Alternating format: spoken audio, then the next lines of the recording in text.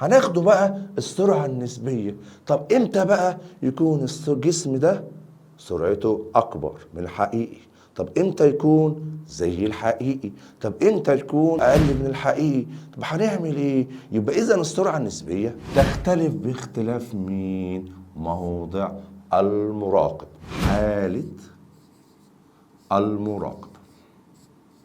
يبقى إذا موضع وحالة المراقب على أساسها هيتكون السرعة النسبية. طيب المراقب حاجة من الاتنين يا صديقي، خلاص؟ وركز معايا ربنا يبارك لك. خلاص؟ أول حاجة يا صديقي بيكون المراقب ساكن، واقف مستني قطر يعدي، واقف في الطريق مستني تاكسي، مستني صاحبه، مستني أي حد. يبقى إذا المراقب هنا إيه؟ ساكن. طب الاحتمال التاني يكون إيه؟ المراقب متحرك.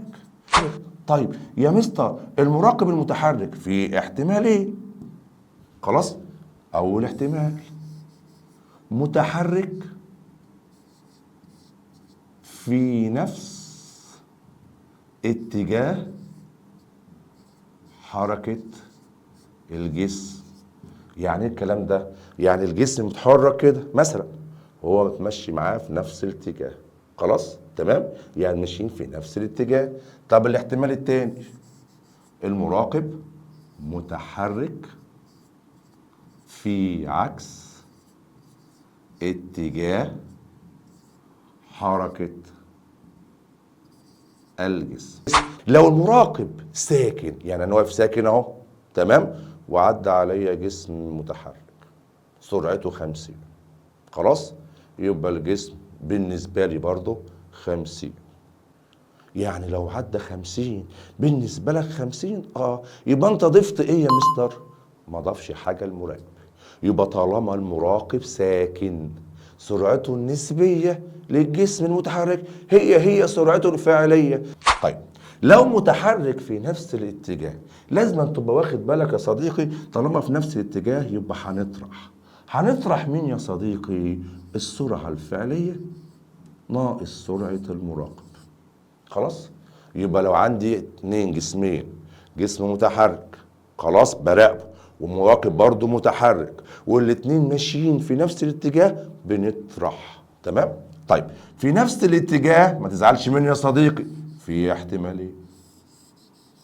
مستر انت كده صعبتها علي، اهدى بس على الرايق وانا هظبطك كل حاجه. طيب في نفس الاتجاه ممكن يكون نفس اتجاه الجسم ونفس سرعته.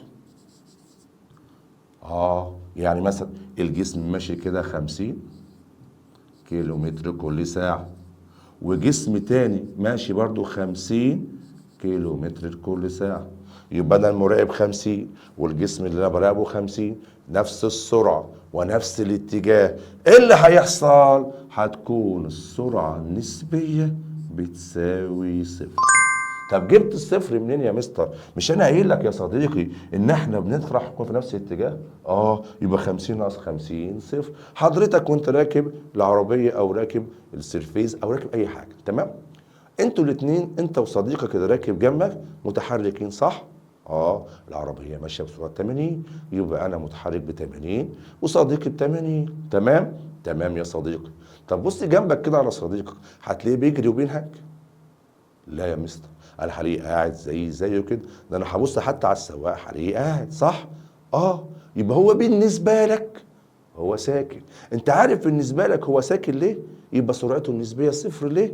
عشان ماشيين في نفس اتجاه وبنفس السرعه. طب لو صديقك اللي قاعد جنبك ده حد على الطريق شافه، هيشوفه ايه؟ متحرك. يبقى هو بالنسبه لي صديقي اللي جنبي سرعته النسبيه صفر. طب ليه سرعته النسبيه صفر؟ لانهم متحركين في نفس الاتجاه وبنفس السرعه. افرض بقى في نفس الاتجاه بس سرعه مختلفه. يعني ايه برضه؟ يعني مثلا الجسم ماشي ب50 شرقا، وانا ماشي برضو شرقا بس ب30، انا كمراقب يعني.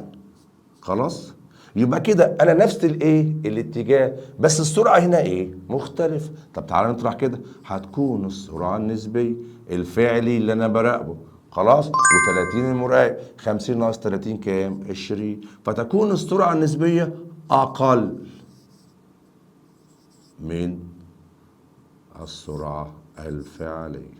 يعني مثلا المراقب هنا 30 والجسم اللي بيراقبه 50، يقول لك لا انت مش 50، انت بالنسبه لي مش 50، انت بالنسبه لي كام؟ انت ازيد مني بكام؟ ب 20، يبقى انت سرعتك بالنسبه لي 20، انت ازيد مني ب 20 بس.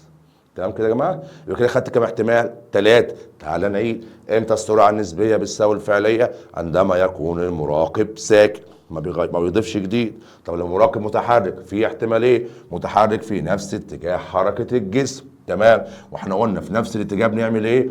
يا مستر في نفس الاتجاه بنطرح. الله ينور عليك صديقي. تمام.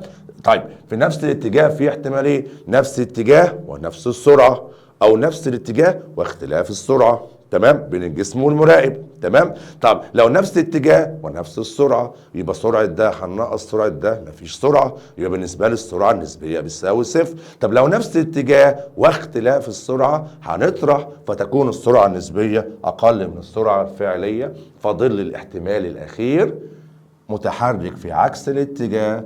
يبقى ما تكون متحرك في عكس اتجاه، السرعه النسبيه هتساوي السرعه الفعليه زائد سرعة المراقب. تعال ناخده مثال.